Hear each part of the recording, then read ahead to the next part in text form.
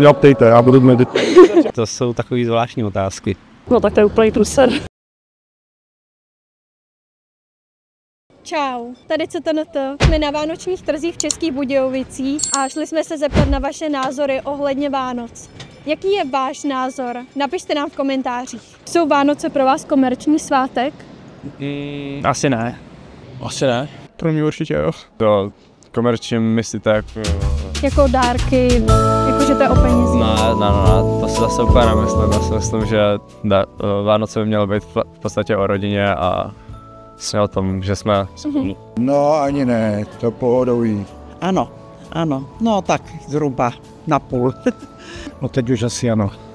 Nejde o to, jestli pro mě minimálně ve společnosti tak částečně komerčním svátkem jsou, ale člověk si musí umět od toho všeho odstoupit a jak si vnímat i ten duchovní rozměr tohohle svátku. Je správné utrácet velké částky za vánoční dárky? Nemyslím si. Myslím si, že Vánoce jsou o tom, aby lidi byli spolu. No to taky záleží na tom, kdo si co může dovolit, no tak jako to jsou takové zvláštní otázky. To asi podle každého gusta. Takže když někdo má, tak proč ne? Já toho nejsem příznivcem, u nás ten rozpočet je omezený a děti vedu k tomu, že když dárek vyrobí, tak je úplně jedno, za kolik je peněz. Ne, Já jsem manželce koupil zájezd do Dubaje a to si myslím, že to je dobrá záležitost. Na to mám, samozřejmě, tak jako, když si to můžu dovolit, tak jo. Pokud to lidem přináší radost, tak je to správný podle mě. Ježíš. Každý ať si utrácí, jaký částky chce, když má někdo na to prostředky, tak ať si utrácí peníze jaký chce. No, samozřejmě ty lidi, kteří ty peníze nemají a potom trácí jakoby na dluh, tak to určitě správné.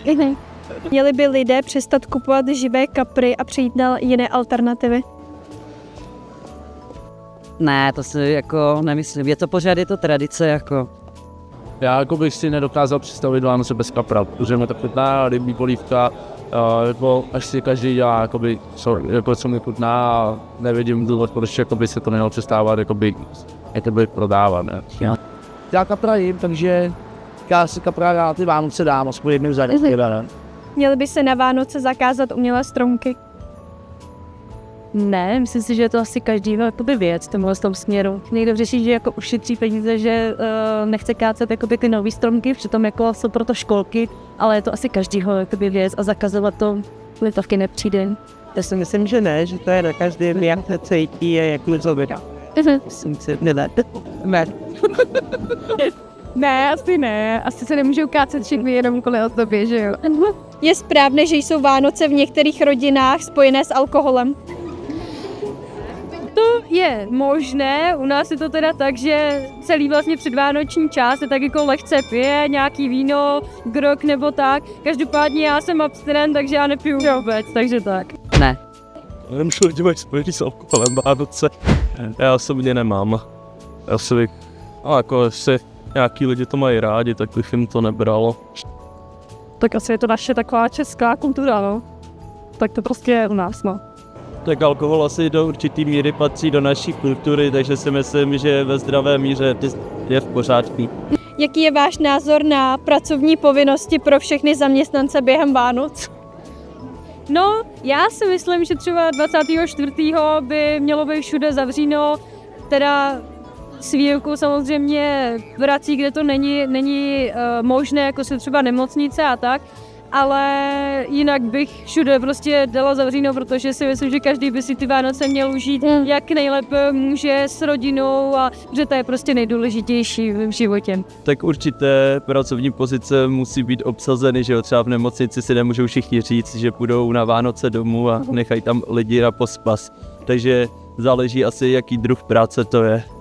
Tady já makám taky, takže já to nějak neřeším. Já makám přes Vánoce, jsem na to nějak zvyklý, no. Je nutné, aby byly Vánoce spojeny s velkým množstvím jídla a plýtváním? Ne, stačí trošku, abyste si to užili s rodinou, podle mě. Tak to asi spíše ne. To není úplně podstata Vánoc. Je správné přizpůsobovat vánoční tradice moderním hodnotám? To je otázka. Jak čo, tak možná někdy jo, ale Myslím si, že by se spíš měli dodržovat ty vánoční tradice. Myslím, že jdou ruku v ruce, ne, spolu.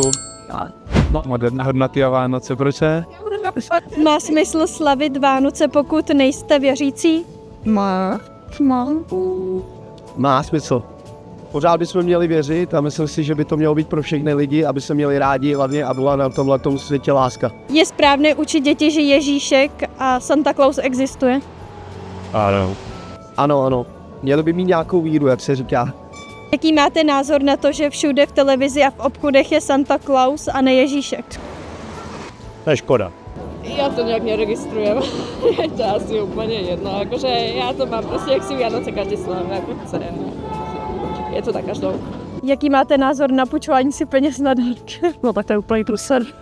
To vůbec jako, to bych nekupovala raději nic, no. Ale to je o každém člověku asi, no.